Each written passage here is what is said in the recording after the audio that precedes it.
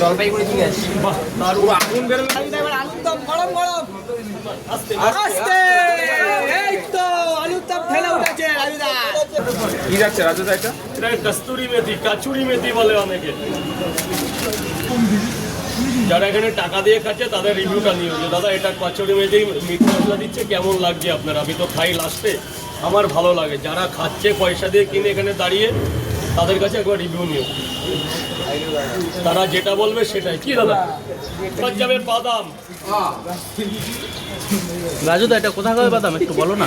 বলতে পারবো না, আমি দোকান থেকে কিনে আনি। বললে কি রাজুদা দোকান ভাইরাল হয়ে যাবে? বলতে পারবো না। কি যাচ্ছে রাজুদা? এটা মশলা, বিরিয়ানি মশলা, এটা শাহি মশলা।